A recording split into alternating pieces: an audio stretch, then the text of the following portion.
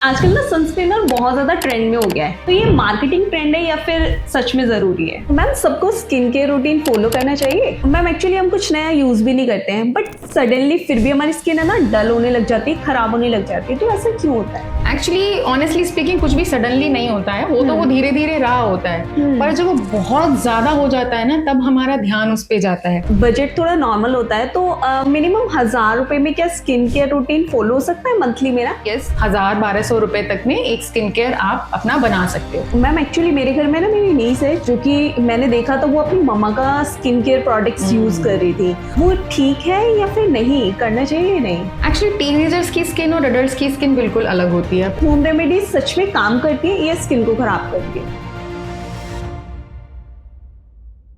Hi everyone, आज मैं हूँ डॉक्टर नेहा के साथ, जो कि स्किन एंड हेयर स्पेशलिस्ट है।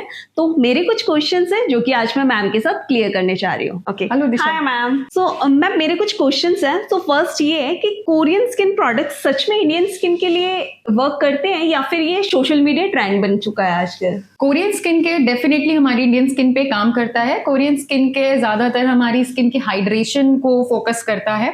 तो पर प्रॉब्लम सिर्फ उतनी आ जाती है जब हम कोरियन स्किन केयर को यूज करके ये एक्सपेक्ट करते हैं कि हमारी स्किन भी कोरियंस जैसी हो जाए। अब कोरियंस की स्किन जेनेटिकली हमसे अलग होती है, उसमें ऑयल ग्लैंड्स हमसे कम होते हैं, पिगमेंटेशन के लिए भी मेलानिन उनमें कम है। तो कोरियन स्किन केयर से हम अपनी स्किन को हेल्दी तो बना सकते हैं, पर एग्जैक्टली कोरियंस जैसी फेयर फ्लॉलेस स्किन पाना इज नॉट पॉसिबल। ओके, तो हमारी स्किन, हेयर, जॉइंट्स पे कोलेजन ओवरऑल बॉडी पे क्या रोल प्ले करता है? शायद कोलेजन एक तरह का प्रोटीन है। जैसे ही हम 30 साल की उम्र के ऊपर जाते हैं तो बॉडी में से धीरे धीरे कोलेजन कम होता जाता है। साइंटिफिकली हर साल 1% कोलेजन कम हो रहा है। तो इसीलिए कोलेजन सप्लीमेंट्स हमारी स्किन की हेल्थ के लिए, ओवरऑल हमारी जॉइंट्स और आईज की हेल्थ के लिए भी बहुत जरूरी है।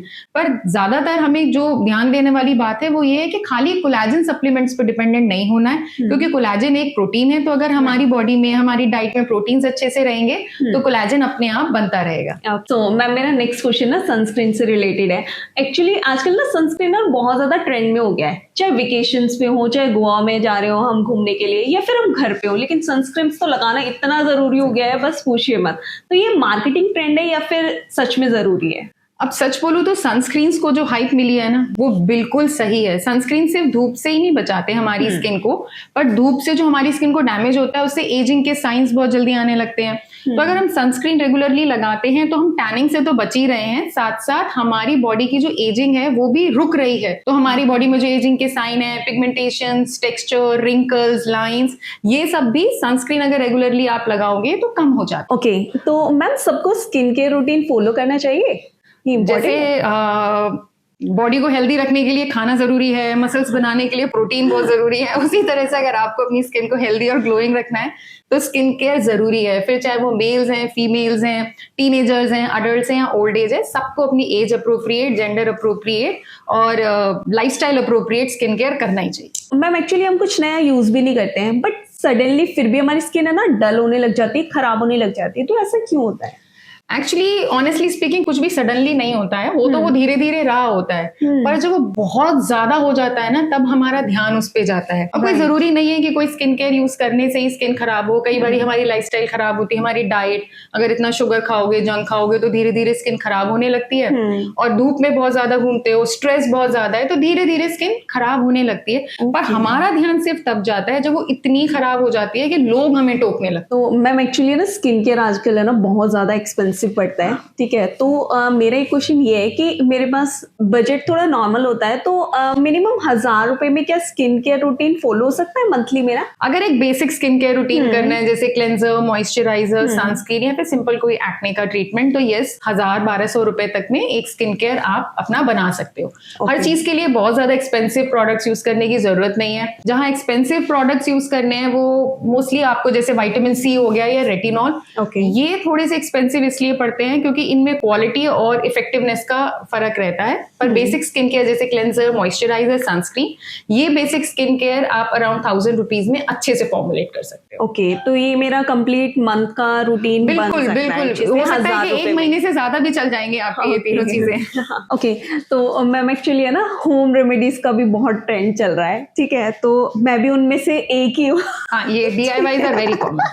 राइट, तो मेरे को ये पूछना था आपसे कि लाइक होम रेमेडीज सच में काम करती है या स्किन को खराब करती है? यार इसका जवाब कुछ ऐसा है कि डिपेंड करता है कि हम क्या होम रेमेडी कर रहे हैं। जैसे अगर आप अपने फेस पे नींबू, इनो, बेकिंग सोडा या बेसन के स्क्रब घिसते रहोगे तो टूथपेस्ट लगाओगे तो वो तो खराब कर देंगी। पर जैसे आप दही लगा रहे हो, हनी लगा रहे हो, ओट मील के स्क्रब्स बना के लगा रहे हो हनी के साथ में, तो वो डेफिनेटली आपकी स्किन को इम्प्रूव करती है। तो सारी होम रेमेडीज अच्छी भी नहीं होती और सारी खराब भी नहीं होती, बट आपको बहुत ध्यान से अपनी होम रेमेडीज को चुनना चाहिए। मैम एक्चुअली मेरे घर में ना मेरी नीस है, जो कि मैंने देखा तो वो अपनी मम्मा का स्किन केयर प्रोडक्ट्स यूज कर रही थी, और वो अभी जो है 13-14 साल की है, टीनेजर एज में, राइट? तो वो ठीक है या फिर नहीं करना चाहिए या नहीं? एक्चुअली टीनेजर्स की स्किन और अडल्ट्स की स्किन बिल्कुल अलग होती है। टीनेजर्स में जो होता है हार्मोनल चेंजेस हो रहे होते हैं, उनकी स्किन ऑयली ज्यादा होती है, एक्ने प्रोन होती है, वो लोग स्कूल कॉलेजेस जा रहे हैं, तो उसकी वजह से डस्ट पोल्यूशन से उनका एक्सपोजर ज्यादा है, तो इसीलिए उनको अपनी स्किन टाइप के अकॉर्डिंग स्किन केयर यूज करनी है। बल्कि अगर आप जब अडल्ट्स की बात करोगे तो जैसे जैसे उम्र बढ़ती है स्किन पतली होने लगती है, ड्राई होने लगती है, उस पे फाइन लाइंस, रिंकल्स, ये सब कुछ आने लगते हैं। तो उस टाइम पर हमें ज्यादातर हाइड्रेटिंग प्रोडक्ट्स की या एंटी एजिंग प्रोडक्ट्स की जरूरत होती है, जबकि टीनेजर्स में हमें ऑयल कंट्रोल और सन प्रोटेक्शन तो दोनों को ही चाहिए। खैर ऐसे प्रोडक्ट्स की जरूरत होती है, तो आई डोंट थिंक सो कि टीनेजर्स को अपने पेरेंट्स की स्किन केयर यूज करनी चाहिए। ओके ओके, ठीक है, मैं उसे गाइड करूंगी। Thank you. ठीक है, तो मैम एक्चुअली है ना, किसी के एक्ने हो गए हैं अगर, तो एक्ने ठीक भी हो गए हैं, पर उनके निशान जो है वो रह जाते हैं, तो वो लाइफ लॉन्ग रहते हैं या कुछ टाइम बाद ठीक हो जाते हैं? क्योंकि एक्ने की प्रॉब्लम बहुत ज्यादा हो रही है। अभी एक्ने के मार्क्स ना पड़े इसके लिए सबसे इम्पोर्टेंट तो यही है कि एक्ने का ट्रीटमेंट टाइम पे करा लो, तो मार्क्स के पड़ने के चांसेस बिल्कुल कम हो जाते हैं। बट उसके बाद भी अगर किसी को एक्ने मार्क्स हो रहे हैं, तो अगर पिगमेंटेशन के वाले जो ब्लैक स्पॉट्स रह गए हैं, उसके लिए कुछ डीपिगमेंटिंग क्रीम्स हैं, अच्छी सन प्रोटेक्शन करोगे तो बॉडी अपने आप भी नेचुरली हील कर लेती है। पर अगर पिंपल्स के गड्ढे रह गए हैं, जो पिट्स बन जाते हैं ना, उनको आइडियली कोई दवाई ठीक नहीं कर सकती। उनके लिए हमें यूजुअली प्रोसीजर्स या स्किन क्लिनिक पे ट्रीटमेंट्स कराने पड़ते हैं, लेजर्स कराने पड़ते हैं, जिनसे हम उन गड्ढों को भर सके। तो अपने आप से वो गड्ढे यूजुअली नहीं भरते। Thank you so much ma'am, आपने अपना टाइम दिया मेरी ऑडियंस को। तो आपके पास कोई मैसेज है जो आप बताना चाहते हैं? बस मैं तो इतना ही कहना चाहती हूँ कि जैसे आप अपनी पूरी बॉडी का ख्याल रखते हैं, उसी तरह से अपनी स्किन का भी ख्याल रखिए, बिकॉज आपकी स्किन जो है वो पहला एक स्ट्रक्चर है जिससे आप लोगों के साथ इंटरेक्ट करते हैं, और आप कैसे दिखते हैं वो आपके कॉन्फिडेंस को बहुत ज्यादा पोर्ट्रे करता है सोसाइटी में। और आजकल हाँ सोशल मीडिया का जमाना है, हर कोई आपको आपके चेहरे से जज करता है, तो उसका ख्याल रखेंगे तो वो अच्छा ही दिखेगा। Okay, thank you.